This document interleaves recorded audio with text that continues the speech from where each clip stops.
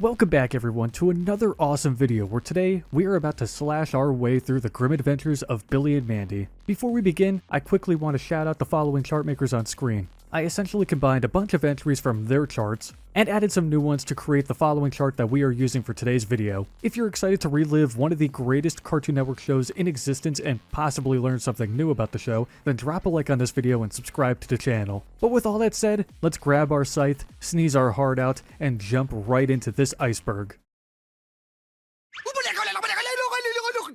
Grim and Evil. Grim and Evil was a series created by Maxwell Adams for Cartoon Network which consisted of two segments, being The Grim Adventures of Billy and Mandy and Evil con Carne, which were eventually spun off into their own separate shows. The series premiered on August 24th, 2001 and ended its 13-episode run on October 18th, 2002. However, there were an additional 14 episodes made for the series but were aired on Cartoon Network when the series was split into two shows in 2003.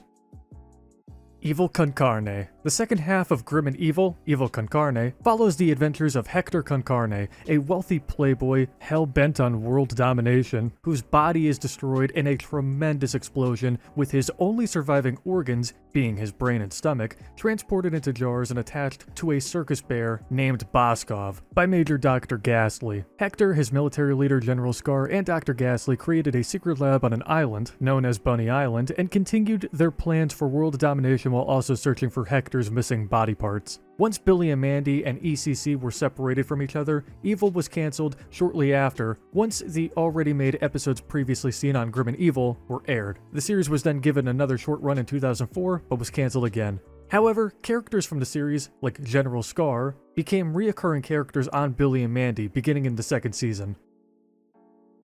Negative continuity. The Grim Adventures of Billy and Mandy is widely recognized for its utilization of negative continuity, a storytelling technique where events and consequences from previous episodes are disregarded in subsequent episodes. The show frequently presents characters trapped in seemingly inescapable predicaments or enduring irreversible circumstances, only to have everything return to normal without any explanation on how the issues were resolved since the last episode. One of the biggest examples of another show utilizing negative continuity is Aqua Teen, which we've talked about in the Aqua Teen Iceberg. A character can basically die in one episode and then somehow come back to life in the next, as if nothing happened at all. Here are some instances of this reoccurring phenomenon in the series. In the episode Which Came First, Puddin's limbs are eaten by Spurg. In the episode Scythe for Sale, Irwin is turned into a sea monkey, then subsequently eaten by another sea monkey. In the episode Billy and Mandy Begins, Billy, Grim, Mandy, and Irwin are swallowed by the giant sea serpent. And in the episode The Incredible Shrieking Mandy, Mandy keeps enlarging and ends up in the realm of the infinite, with other creatures that grow at infinite pace. Irwin is Dracula's grandson. It's confirmed in the Billy and Mandy episode Dracula Must Die that Dracula is in fact Irwin's grandfather, making Irwin 1/4 vampire. And to add on to this, in the episode That's My Mummy, we learn that Irwin's mother is a real mummy, making Irwin half mummy as well. Of course, these vampire mummy powers are eventually shown off in the Underfist special, which we will discuss later on in this video. Intro tombstones. If you look closely at the tombstones featured in the opening to Billy and Mandy, you could see etched on the tombstones the names of 3 cancelled Cartoon Network shows: Evil con Carne, Time Squad, and Whatever Happened to Robot Jones. While there is no real explanation for why these 3 shows are listed on tombstones in the intro of Billy and Mandy, it's heavily implied that this gesture was a sign of respect. Grim is Jamaican. So according to series creator Maxwell Adams during a 2013 interview with YouTuber Rebel Taxi, his original idea for Grim's voice was for him to sound British, sort of like Dr. Smith from Lost in Space. Adams had actually had Jonathan Harris, who played Dr. Smith, come in to audition for the role of Grim, but it just didn't feel right. So when Greg Eagles came in to audition for Grim, he started doing a Jamaican accent, or spoke in a way that just sounded like he was attempting to do a Jamaican accent, and Adams found the voice to be very entertaining.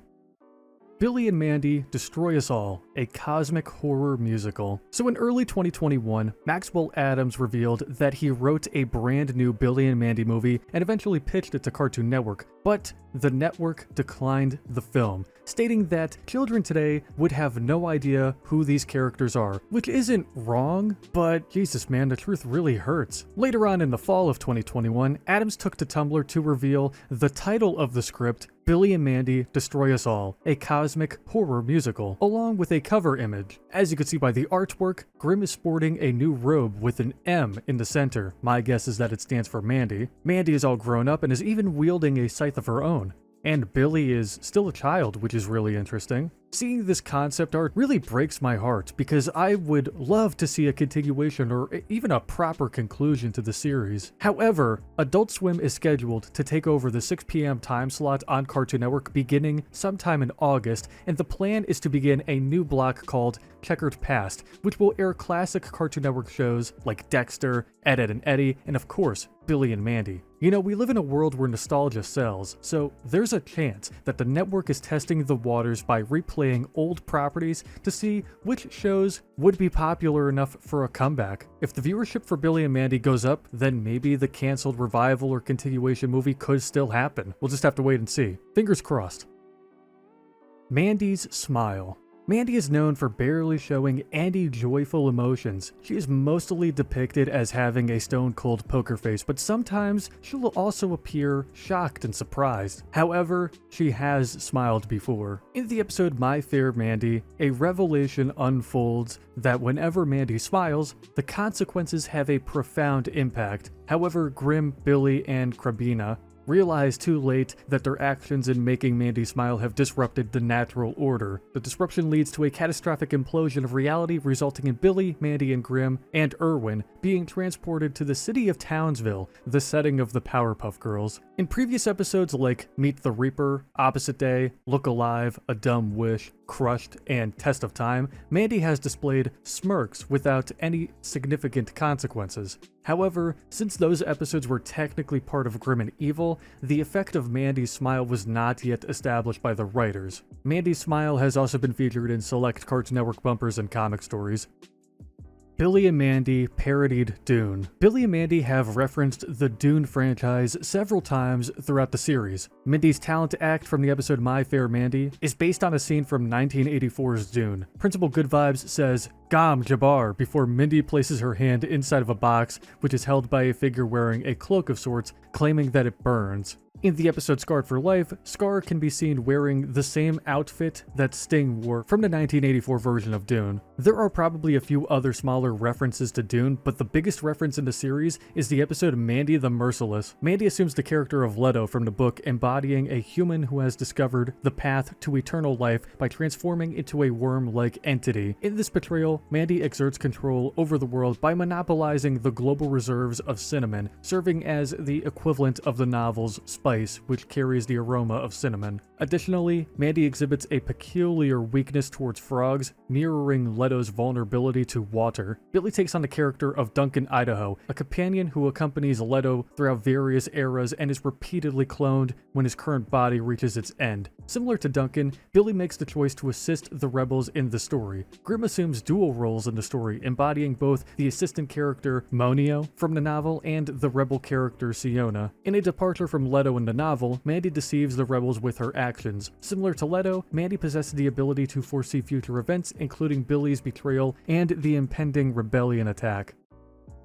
Cartoon Network's Big Pick. The Big Pick was a special event that took place during Cartoon Weekend in the summers of 2000 and 2001. It featured a 53-hour marathon of original programming on Cartoon Network. Viewers were given the opportunity to vote for their favorite pilot episode among 10 series pilots. The winning pilot from the first Big Pick in 2000 was Grim and Evil, while the winner for the second Big Pick in 2001 was Codename Kids Next Door. These winning shows were then developed into half-hour cartoons for the fall seasons of 2001 and 2002. However, the Big Pick event was discontinued after 2002. And all I gotta say is thank Buddha that both of these shows made it through before the Big Pick was discontinued. Damn, why haven't I made a K&D video yet? You know what, that's coming right after this. The creators got away with a lot of wild crap. Besides the fact that two 9-year-old children are best friends with Death himself, Maxwell Adams and the show's team really did get away with a lot of crazy, dark, and twisted moments. Like in the episode Chocolate Sailor, when Billy eats so much chocolate that he himself turns into chocolate and starts eating himself alive before blowing up. Or Puddin' versus the Bunny in the episode Wishbones. The bag of shit that Billy thought was shampoo, and not to mention the crazy amount of other adult jokes thrown into the mix. Uranus, ha ha ha, I miss the show so much. Please, Cartoon Network, from the bottom of my heart, give Mr. Adams some money and just greenlight Destroy Us All. That would make me very happy.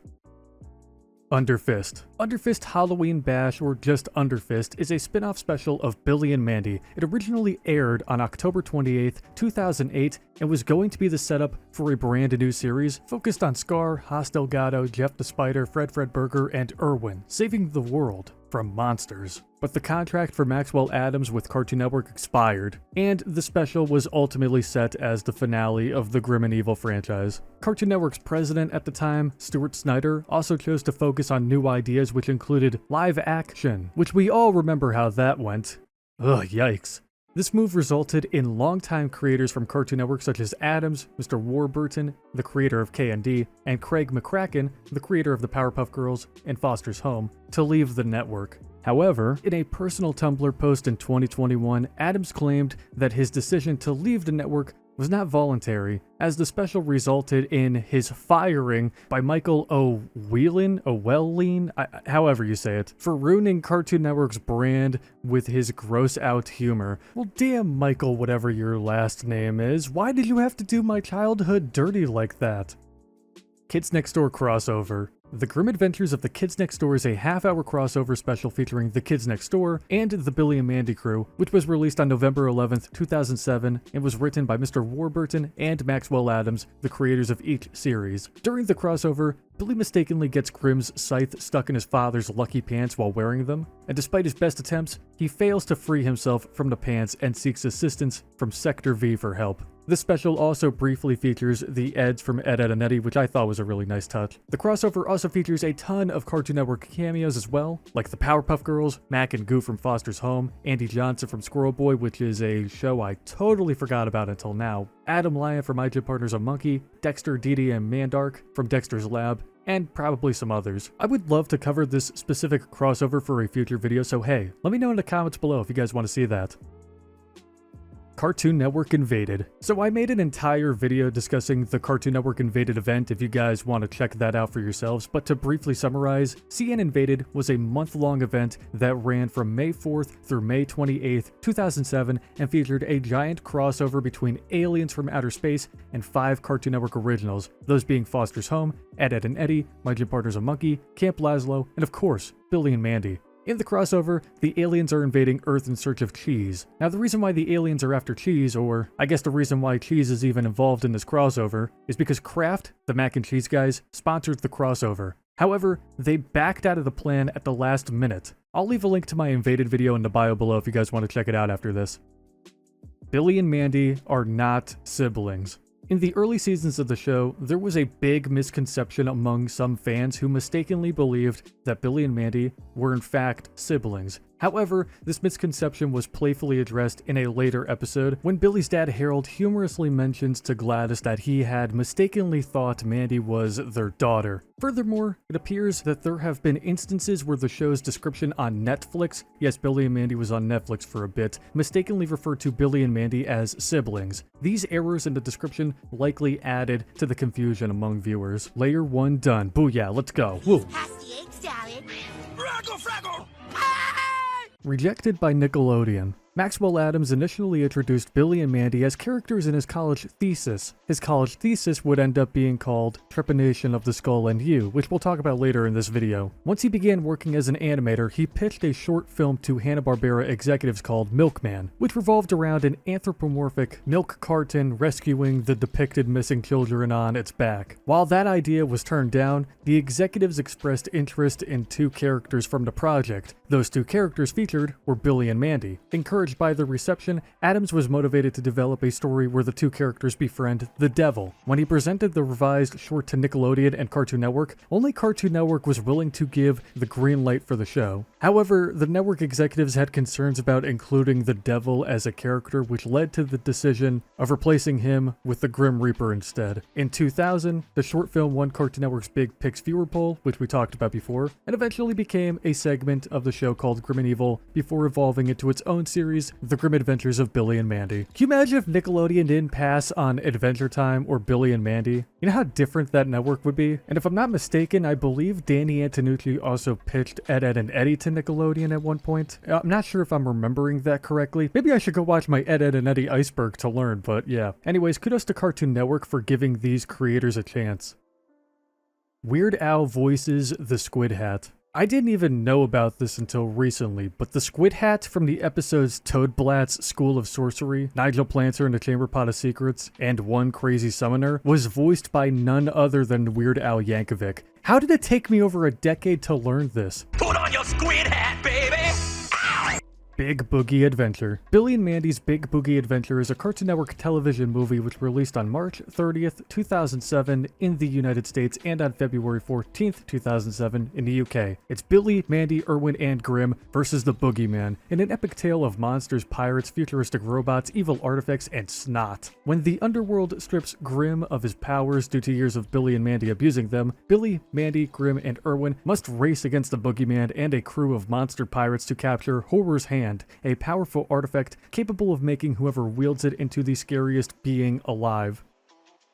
Wrath of the Spider Queen. Billy and Mandy Wrath of the Spider Queen is a two-part special from season 7 of the series, which premiered on July 7th, 2007. You know, I always remembered this two-part special being a movie, but I guess I remembered incorrectly, or maybe the wiki is just wrong. It doesn't matter. When Grimm's past comes back to haunt him, Billy and Mandy must join forces with their greatest enemies, Jeff the Spider and Mindy respectively, to save the day from evil spiders trying to take over the whole world, and to do that, Billy must conquer his fear of spiders.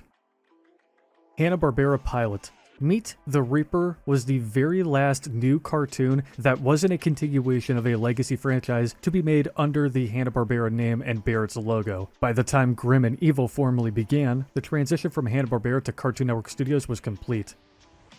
The Grim Adventures of Billy and Mandy video game. The Grim Adventures of Billy and Mandy is a fighting video game developed by High Voltage Software, published by Midway Games, and released on September 25th, 2006 for the PlayStation 2 and GameCube, on October 31st, 2006 for the Game Boy Advance, which was developed by Full Flat, and on November 19th, 2006 in North America for the Wii. The game basically puts characters from the series against each other in 3D arena battles using various attacks, items, and environmental hazards to eliminate opponents and be the last one standing. The game received a mixed reception upon release, with critics praising its presentation, faithfulness to the source material and multiplayer, but criticizing its shallow gameplay and lack of content. And according to one of my viewers, Flamingo Radio, shout out to you, there are 4 secret unlockable characters in the game: a Viking, a chicken, Nurgling, and a clown. Well, they won't be a secret after I'm done explaining how to unlock them. To unlock the Viking, players must beat the story mode with all characters and destroy every letter in the credits sequence. To unlock the chicken, players must complete story mode with all characters and accumulate 10 hours of gameplay time.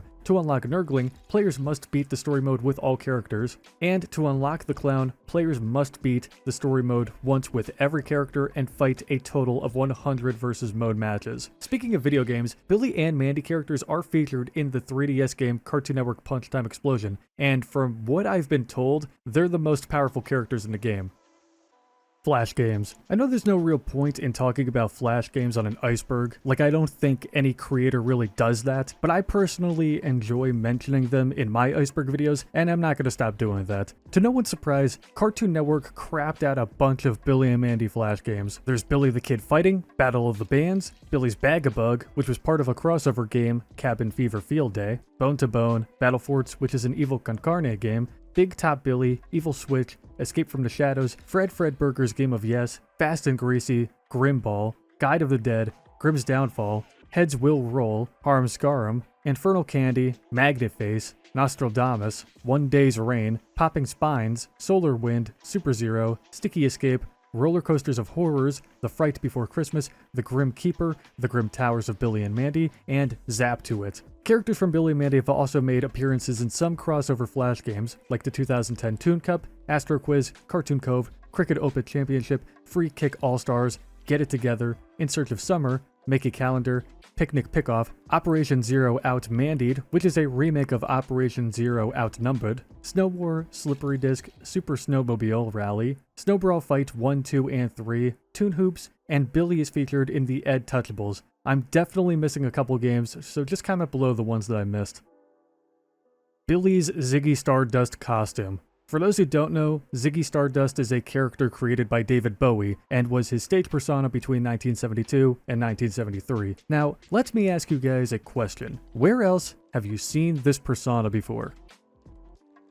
Go ahead. I'm waiting. Okay, good. Correct! Billy wore an identical costume while performing Scario in Big Boogie Adventure. This guy is supposed to be Slash from Guns N' Roses as well.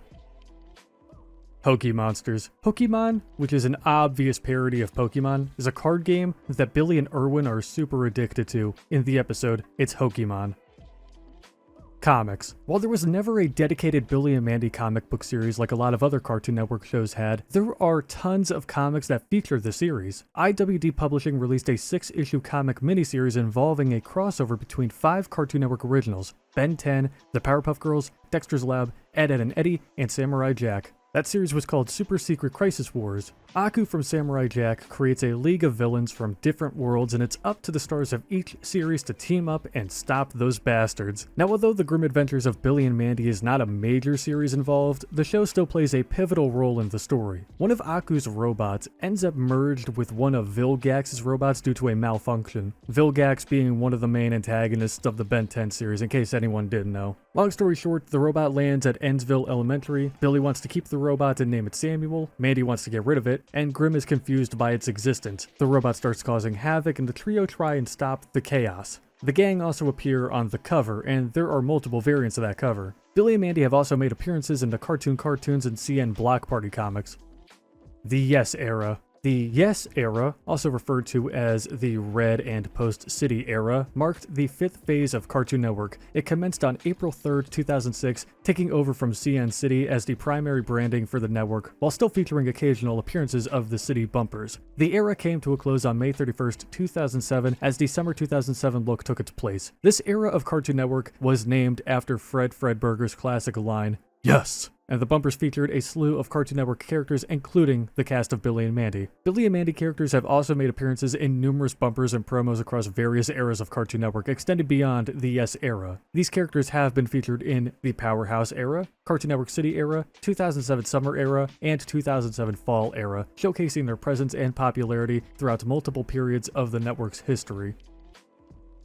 Dead Meat. Maxwell Adams had been working on a new series for a few years called Dead Meat, which is supposed to be a post-apocalyptic black comedy and social satire puppet gore web series. The series is the story of a lovable mutant mutt, the Dead Meat of the title, who dreams of being like his hardcore mutant hunting master James Heck Heckler, who Dead Meat rescued from a sticky situation. Dead Meat wants Heck to return the favor and spare the life of Battle Priestess Suzuki Jackson, an act which could undermine Heck's entire lifestyle and even have world-shattering repercussions. To bring his idea to life and gain visibility on the internet, Adams initiated a Kickstarter campaign to secure funding for the project. As part of this effort, he released an announcement video that featured the voice of Dana Snyder, known for his role as Master Shagun Aqua Teen. Kickstarter donos also had the opportunity to win various prizes, including Billy and Mandy toys, pillows, posters, tarot cards, Underfist t-shirts, and numerous other exciting items. However, in 2020, Adams gave a terrible update on the project by announcing that he was planning on refunding everyone's money because he unfortunately could not fulfill the Kickstarter for a few reasons. Simply put,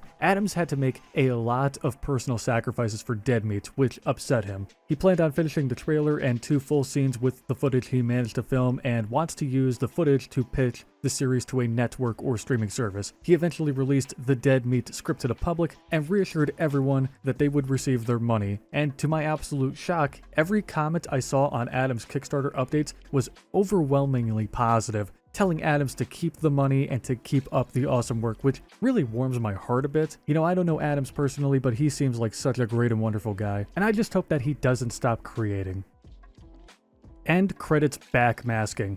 The end credits of The Grim Adventures of Billy and Mandy include a backmasking message from creator Maxwell Adams. When the audio of the outro is played in reverse, you can hear Adams saying, "No, no, this is the end of the show. You're watching it backwards."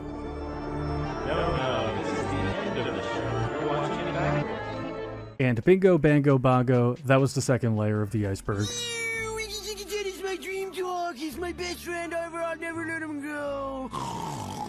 Trepanation of the Skull and You. Trepanation of the Skull and You is a short film and animated pilot that The Grim Adventures of Billy and Mandy creator Maxwell Adams created in college back in 1998. Once thought lost, Maxwell Adams eventually rediscovered the short and premiered it on April 30th, 2016 at Trom Animated Festival and uploaded the short to YouTube the following day. In the video, Mandy engages in a conversation about tree panning, which is an ancient surgical procedure with roots dating back to early human history. This procedure involves drilling a circular hole and removing a piece of bone, typically from the skull. The purpose of tree panning varied, ranging from relieving pressure to expelling malevolent spirits, at least according to the beliefs held by our ancestors, those crazy bastards. So Mandy undergoes the procedure herself and proceeds to describe the process to Billy, sparking his curiosity to give it a try as well. Encouraged by Mandy, Billy decides to experience it firsthand. So Mandy takes a drill and proceeds to create a hole in Billy's skull. Billy and Mandy are voiced by Adams and his sister, and it's also worth mentioning that Billy's appearance remains fairly consistent with his final design, though his personality went from somewhat normal to complete idiot, while Mandy undergoes significant changes. In her previous design, Mandy appeared cheerful, energetic,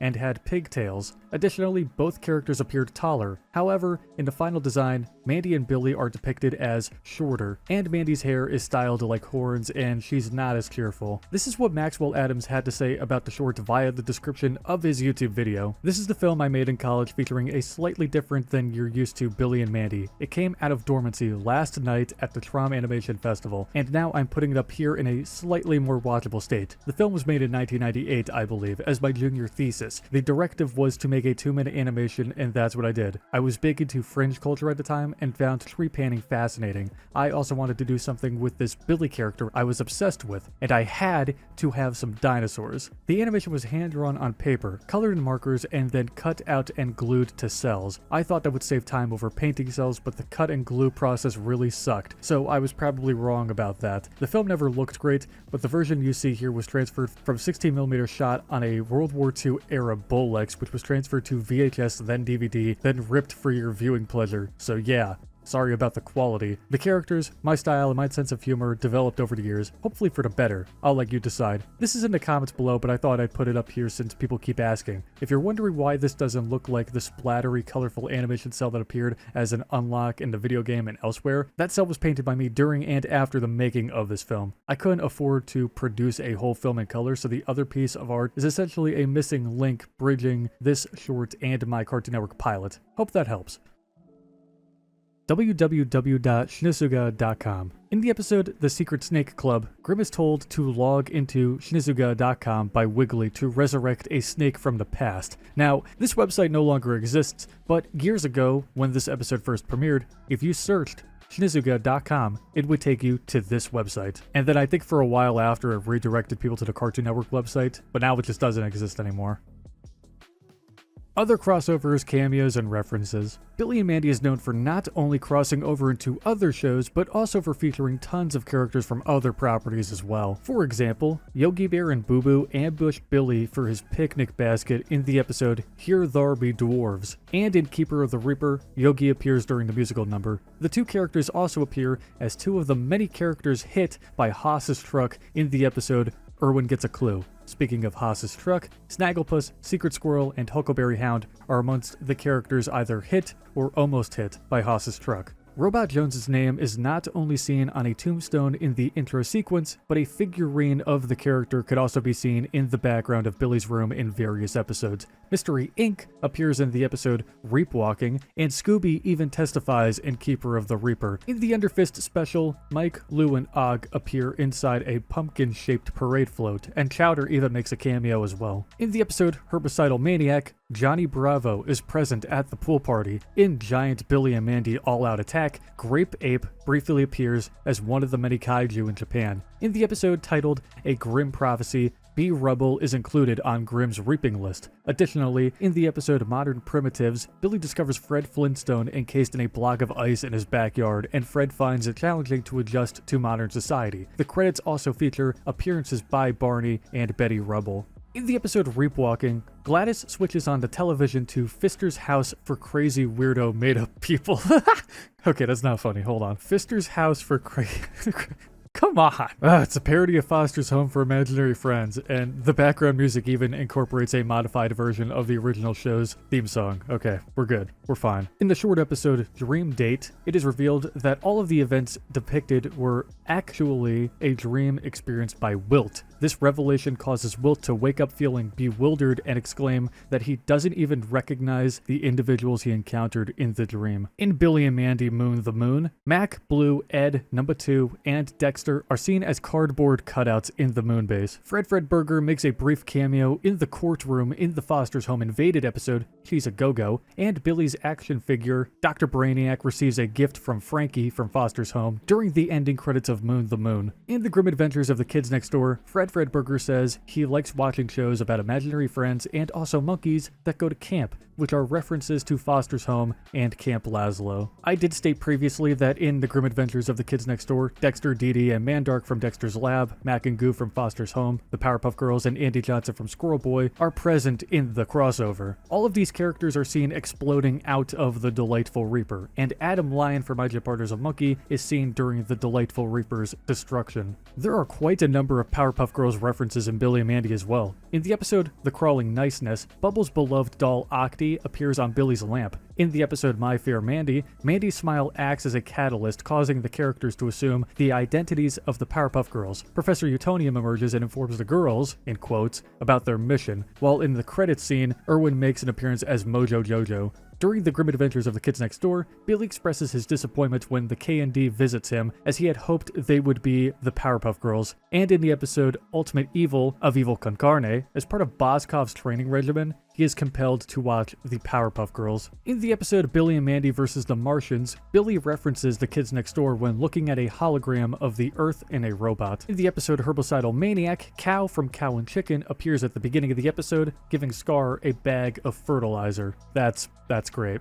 In the movie Billy and Mandy's Big Boogie Adventure, Number 3 is appointed by the court to temporarily assume the role of the Grim Reaper, which I'm gonna talk about more in detail in the next entry, because there's some pretty interesting information about why this happened. Skips, Ed, Slips, and Cheese also appear in the original ending of Cartoon Network Invaded, while K&D appears in the alternate ending. Of course, I mentioned previously that Ed, and Eddie made a cameo in the Grim Adventures of the Kids Next Door. Scar from Evil Con Carne became a regular character on Billy and Mandy, while Hector and Major Dr. Ghastly would make small cameos except for the episode Company Halt, which served as not only a proper crossover between Billy and Mandy and Evil Con Carne, but also the series finale of Evil Con Carne. This one's pretty interesting, but the Maxitomers from Ben 10 are a species of alien from an unknown planet that really resemble Billy. In the Uncle Grandpa Steven Universe crossover episode Say Uncle, Billy and Mandy are two of the names featured on the list. Grimm makes a cameo in the OKKO episode crossover Nexus and appears in a magazine in the episode Party Monster. There are also lots of references to popular properties outside of Billy and Mandy, like Pinhead, Dora the Explorer, SpongeBob, Dune, etc. Now, I know I definitely forgot a lot of references and crossovers, so if I did forget any, which I know I did, leave them in the comments below.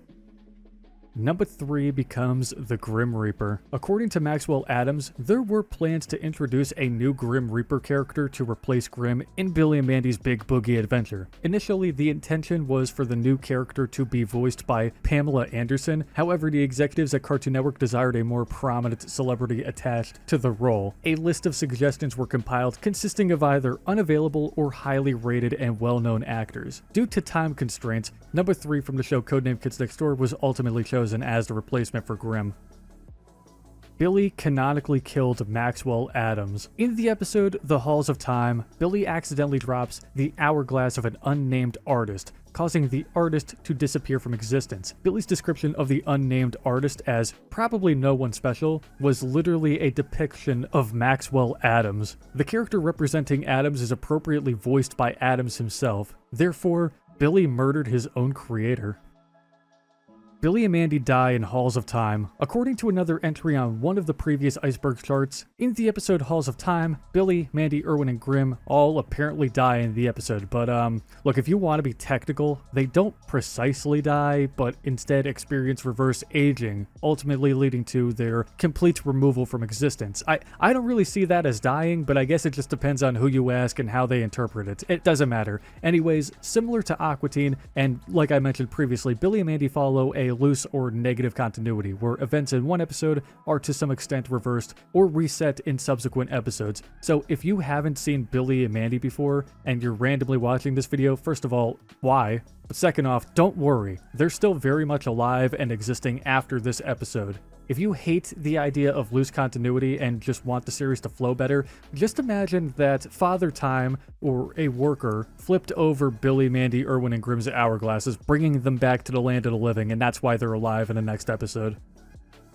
Grim and Santa attended college together. As per Grimm's statement in the Christmas special Billy and Mandy Save Christmas, he and Santa Claus were classmates in college and have maintained a friendship even years after. Mrs. Claus has also kept in touch with Grimm as well. And bingo, bango, bongo, third layer is done.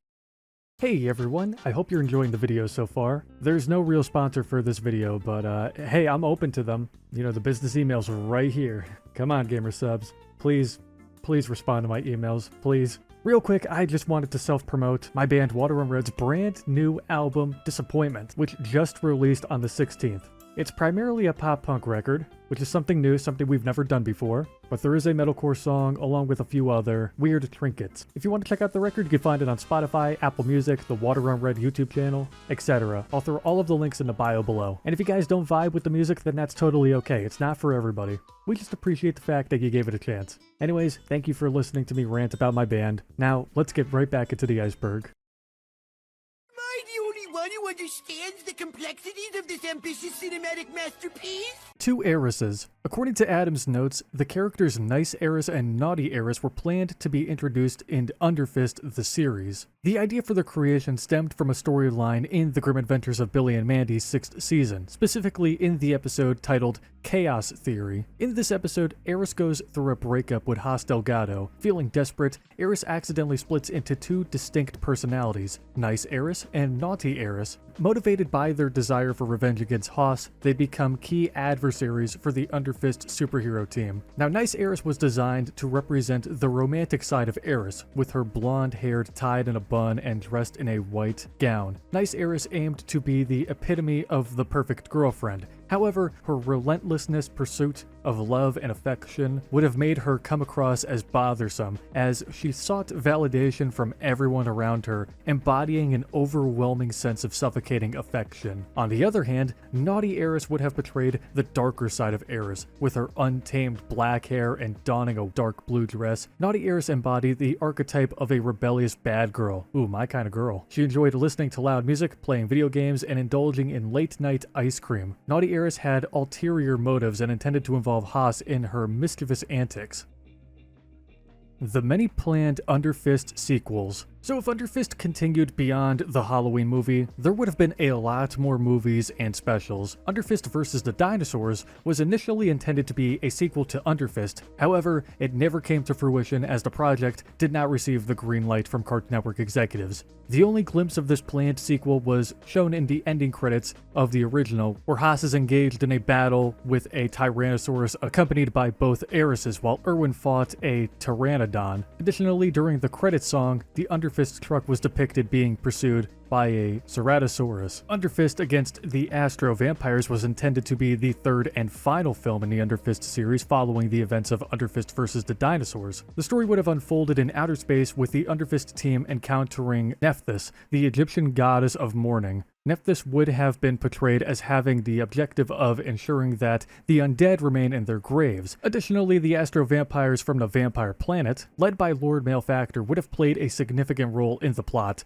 Rumors circulated suggesting that Underfist against the Astro Vampires would have released in 2010. Underfist Easter Beatdown was humorously presented as another sequel in the Underfist series, but it was not an actual planned project. It was merely a joke title card shown during the end credits of Underfist Halloween Bash. The title card depicted the character Bun Bun, who had returned as a yellow bunny, engaging in a bank heist. As Bun Bun evaded capture, he playfully threw Easter egg bombs at Jeff and General Scar, who were shown chasing after him. And Underfist Return of the Spider Queen was mentioned as a potential upcoming film in the Underfist series. In the credits of the previous installment, there was a scene depicting Fred Fredberger engaged in a battle with Velma Green, who appeared to have undergone some changes in her appearance. During the confrontation, Velma Green was shown summoning mechanical spiders, which is pretty badass. Oh, I almost forgot, there's also Underfist Action Squad Miami, Teaches Traffic Safety, and Babies, which, these are clearly jokes. These ones are clearly jokes.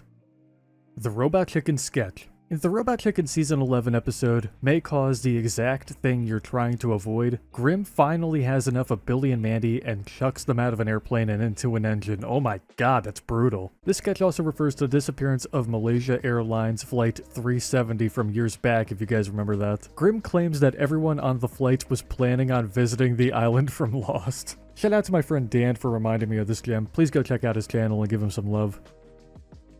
Billy and Mandy New Episodes Promo 2004. One of the final Billy and Mandy promos to air during the Powerhouse era was this clip of Grimm driving around a neighborhood informing residents of new Billy and Mandy episodes in 2004. According to It's John-WV8EN in the comments of this promo on YouTube, this was right before the city rebrand. Only one episode of this season made it to air during the last days of the Powerhouse era. One thing to point out during that season of Billy and Mandy is that they revamped the backgrounds and again slightly updated the character designs, setting the overall look and feel apart from the Grimm and Evil days. Giant Mexican Grimm Robot. In a Cartoon Network Dia de los Muertos, or Day of the Dead promo, I really hope I pronounced that right, I didn't take Spanish in high school. The robot from Megas XLR is seen fighting Grimm from Billy and Mandy, who is controlling a giant robot. This promo was directed by Enrique Navarrete. Fake orgasm scene. In the episode Grimm in Love, when Grimm and Malaria are sitting inside the diner, Grimm insists that he can tell if someone fakes their own death. Malaria then begins to scream and choke over-dramatically for about 30 seconds before fake dying. As it turns out, this is a parody of a scene from the 1989 film When Harry Met Sally, where Sally, played by Megan Ryan, loudly fakes an orgasm inside a restaurant in a similar manner. Irwin's brother. Melvin is a minor character in the series, appearing only once in the episode The Halls of Time. He is Irwin's older brother and shares a similar heritage, being half mummy from his mother and 1/4 vampire from his parental grandfather. An intriguing aspect is that Irwin's brother meets an unfortunate fate when the hourglass he possesses is dropped by Irwin in the episode The Halls of Time. Although the scene does not explicitly show the hourglass breaking, the inclusion of a glass shattering sound effect suggests that it was indeed shattered, leading to the brother's demise. Rip Melvin. However, he is briefly mentioned once more by Irwin in the episode Billy and Mandy Begins. When dangling above a giant worm that is about to eat Mandy, Billy, Grimm, and himself, Irwin says, "This sort of thing never happens to my brother," confirming that Melvin is still around somewheres. Grimm's Boss creepypasta. There's a pretty well-known creepypasta based on Billy and Mandy titled Grimm's Boss. While the original creator of the creepypasta is unknown as the story seems to be missing, YouTuber Gory Parody's production read and reviewed the creepypasta. If you would like to hear the full story, I would highly recommend watching Gory Parody's video. However, I will provide you with a brief summary of the creepypasta. In a rare and unique episode that aired exclusively on Adult Swim during Season 6, a rather mild storyline unfolds as Grimm extends a dinner invitation to his superior, who happens to be none other than the devil himself, Mr. Satan. Seeking a suitable apprentice, Satan considers various evil characters including Scar and Eris, showcased by Grimm. However, everything changes when Satan catches a glimpse of Mandy's exceptional capabilities and offers her the coveted position. As the storyline progresses, Mandy seizes the opportunity and ultimately overthrows Satan, ascending to become the new ruler of the underworld.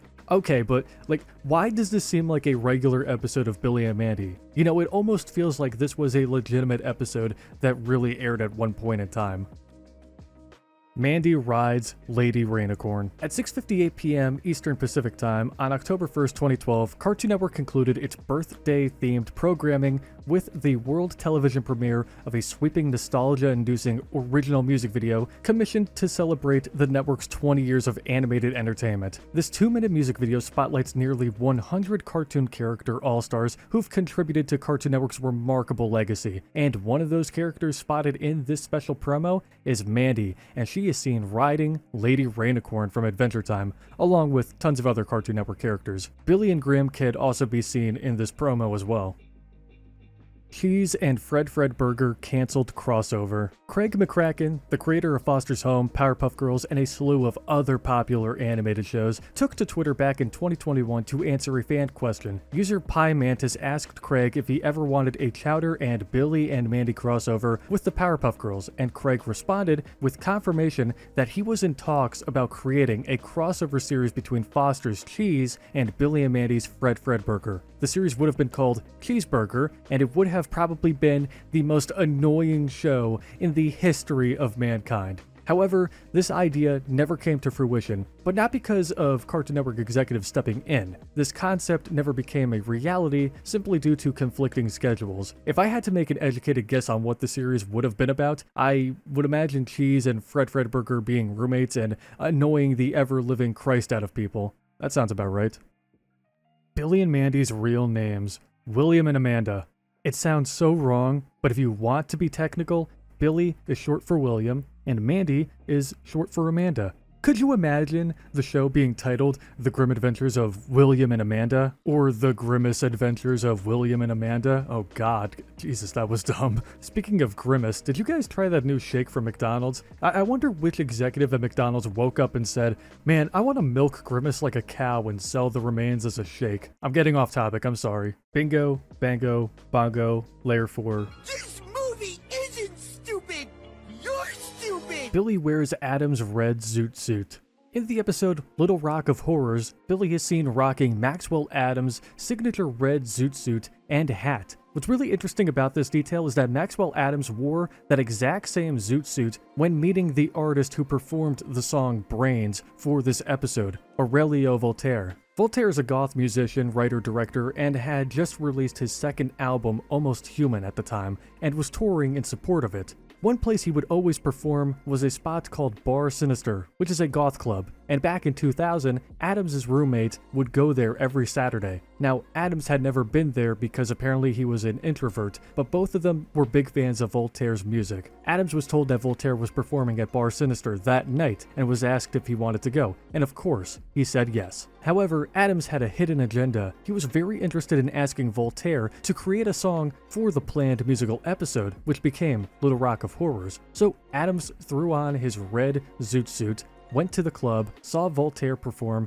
and approached him afterwards to see if he would be down. One thing led to another, and bingo, Voltaire created the song Brains. And I believe that Billy sporting the red zoot suit in the episode was to pay homage to what Adams wore that night when he met Voltaire. A little bit of extra information, but the Brains song is 5 minutes long because Voltaire wanted to get the longest pay session possible. Voltaire asked Adams how he was being compensated by the song, and Adams said, by the minute. Voltaire then asked how long the song could be, and Adam stated that the track could be no longer than 5 minutes. So Voltaire literally made the song 5 minutes to maximize his profits. Smart man. Random fact, but Voltaire also created the song Land of the Dead for Billy and Mandy's Big Boogie Adventure. There's a lot more detail to the story that I didn't cover in this entry, but I'll leave the rest up to Voltaire himself. If you guys want to learn about the song Brains or the story behind the song, check out Voltaire's video. Check out his music as well, because the guy is just super talented. Multiple future timelines. The series has depicted multiple future timelines for Billy and Mandy characters. In Big Boogie Adventure, we would see a grown-up, light-hearted Mandy. However, in the episode Mandy the Merciless, future Mandy is depicted as a giant worm. In the episode Future Nerd, we see a grown-up Irwin, but we also see another older Irwin in Big Boogie Adventure as well. Mandy wasn't always evil. In the earlier seasons of The Grim Adventures of Billy and Mandy, Mandy's character portrayed was not as consistently evil as it became in later seasons. Initially, she was depicted as a general mean and occasionally cruel girl. However, as the show progressed, Mandy's character evolved from being grumpy and vile to becoming a sadistic control freak with a relentless desire for power, even going to the extent of wanting to enslave the entire planet, which is pretty metal. Family Guy Billy and Mandy crossover. In 2004, a crossover comic titled Scooby-Doo Takes the Detour on Teletoon was released in the French comedy magazine called... I'm not even gonna attempt to say this. I took French in high school, but I took French in 9th grade, and 9th grade was like probably 8 or 9 years ago at this point, so like, look, trust me, you don't want to hear me try and pronounce this word. It's gonna come out weird. This comic brought together The Grim Adventures of Billy and Mandy, Scooby-Doo, along with various other adult cartoon series including Family Guy, creating an exciting crossover storyline. Some of these images are pretty graphic, but there's one scene in particular where Grim literally slashes Brian from Family Guy, and it's pretty metal, bro. What's really funny about this comic is Billy and Mandy are portrayed as an adult cartoon, despite being a children's TV show here in the United States. Buenos Dias, Mandy. Buenos Dias, Mandy refers to a line of dialogue in a dirty comic book adaptation of Billy and Mandy. On June 12th, 2016, e-hentai user Caglioro2016 posted this really fucking weird comic, which depicts Billy slapping Mandy inappropriately, resulting in her fighting back, causing Billy to stumble and have his arms run over by a car. What the hell is this? This comic apparently became a really popular meme during 2017, with Mars Reviews sharing the first page on Twitter in January of that year. Then a month later, YouTuber Caleb posted a bass-boosted video version of the comic. Now, if you search Buenos Dias Mandy on YouTube today, you'll stumble across tens of hundreds of these meme videos based on the comic. But when I first searched Buenos Dias Mandy, I didn't run into the comic immediately. No, instead, I first came across a video by YouTuber Chair G Tables, which shows a live-action adaptation of the meme, which I thought was hilarious. This is the stupidest thing ever, though. I don't get it. Billy is a genius. You know, Billy has always been presented as just a babbling idiot who enjoys picking his nose, yelling, and being the most obnoxious person in the entire universe, but sometimes there are brief moments in the series that make viewers go, hey, this kid isn't so stupid after all. One of those examples is during the episode Billy and Mandy vs. the Martians, when Billy and Grim have a heart-to-heart of sorts. Billy explains to Grim that he understands that Mandy is mean and Irwin is needy, but that's just who they are as people. Sometimes our friends are people we just don't really like. You can pick your friends and you can pick your nose, but you can't pick your friend's nose. You just have to let them be who they are and pick it themselves. Basically, Billy is trying to explain to Grim that while we have the freedom to choose our friends, we do not have the authority or right to change or control them. Sometimes our friends have different opinions, different political views, different religions, have a different taste in music. They might be the type of person to put the toilet paper roll under, which is wrong, by the way. You're wrong if you do that. Really, the phrase, you can pick your friends, you can pick your nose, encourages a sense of tolerance and acceptance towards friends, recognizing that they have their own individuality and should be allowed to be themselves, just as you have the freedom to be yourself as well. And well, I'll be honest, that's probably the most intelligent thing Billy has ever said. The Billy and Mandy Memory Theory. According to DeviantArt user SharpCDSHRP, Miss Doolin is apparently Mandy as a ghost. And it's important to note that, as a viewer, you are not obligated to agree with or endorse the theory I am about to read to you guys. Feel free to dismiss it entirely if you choose. However, I decided to include it in this video because it has gained significant popularity online, and many people do find it intriguing. And from my perspective, it was an interesting read, and I thought it would be worth sharing with you guys. Remember the grim adventures of Billy and Mandy episode Who Killed Who? In the episode, Mandy retrieves some dice from a house. There is a scene where she meets a woman named Miss Doolin, voiced by Betty White. May she rest in peace, by the way. She is, of course, an elderly woman who converses with Mandy over what Billy had said to Mandy. At the end of the episode, we discover that Miss Doolin actually beat the Grim Reaper in a staring contest. After she and Mandy scared away Billy, Mandy exits the house. Mandy then looks back and discovers that Miss Doolin was really a ghost. In the final scene, we discover from a portrait that Grim knew her for quite a long time and had finally come to reap her soul. What's more unsettling is the fact that Miss Doolin had known Grim for so long, almost as if Grim was her friend throughout her entire life. Just like Mandy. The similarities are quite shocking, no? Just look at how Miss Doolin says she consistently beat death, and how Mandy constantly wins over Grim in every episode, such as in arguments or situations. Also, if you look at the pendant that Miss Doolin is wearing, you could see that it is in fact a spider. Mandy always has an affinity towards spiders, and showed no fear towards Jeff the Spider. Furthermore, look at how Miss Doolin reacted when Mandy said that Billy didn't allow Mandy to play Who Killed Who, simply because Mandy was a girl. Miss Doolin reacted violently, but never really stated why. What if she is remembering those exact words when Billy told her all those years ago? It should also be noted that at the very beginning of the show, Mandy could have beaten Grim in a staring contest, but in reality, she beat him in a limbo competition. Due to Miss Doolin's old age, she could have confused the staring contest that she had with Billy and the limbo contest that she had with Grim.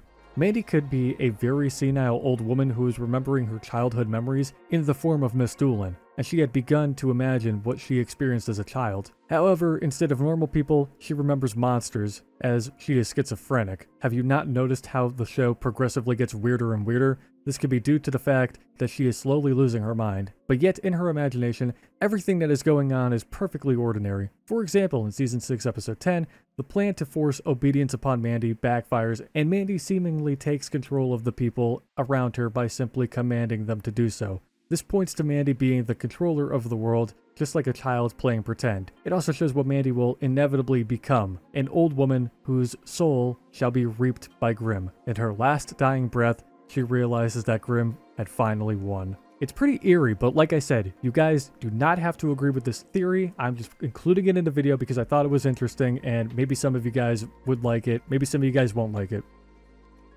Billy and Mandy predicted Mario Odyssey. Deviant artist Eric G. 1996 explains that Billy and Mandy predicted the future Mario game, Mario Odyssey, which would release on October 27th, 2017. Wow, this is such a dumb meme. It's so stupid, but I kind of like it.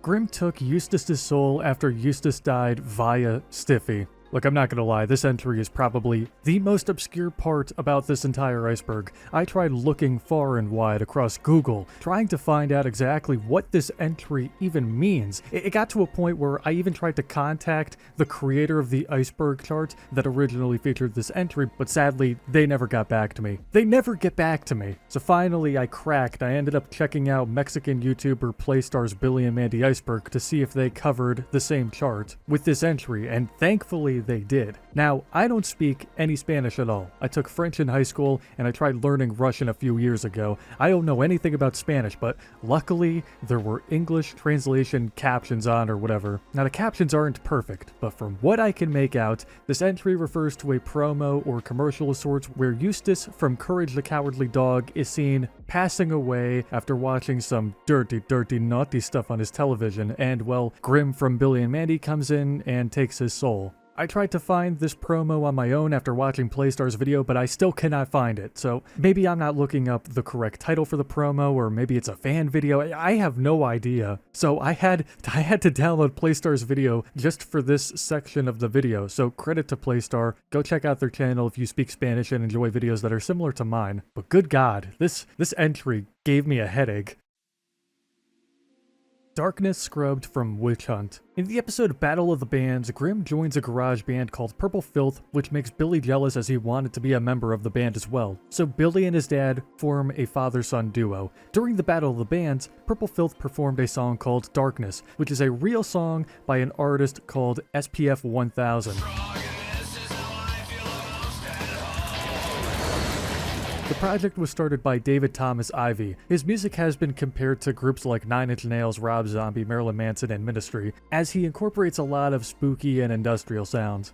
SPF 1000 put out an album called Witch Hunt, and the song Darkness is not a part of the original track list. In fact, it's a bonus track. However, the song does not exist on streaming platforms. SPF 1000's Witch Hunt is available to stream on Spotify and Apple Music, but the song Darkness is nowhere to be found besides YouTube. And this might be due to maybe a licensing deal with Cartoon Network, maybe the network bought the rights to the song, maybe since SPF 1000 isn't really around anymore, the song was just never put on streaming platforms. There are a multitude of factors, but what I will say is this. I forgot about this song, so hearing it for the first time in over a decade really took me back, and being a massive fan of all kinds of metal music, I knew I had to binge Witch Hunt, and let me tell you, it's a great record. So if you enjoyed the song Darkness as a kid when it premiered on Billy and Mandy, then you'll totally enjoy the entire Witch Hunt record by SPF 1000.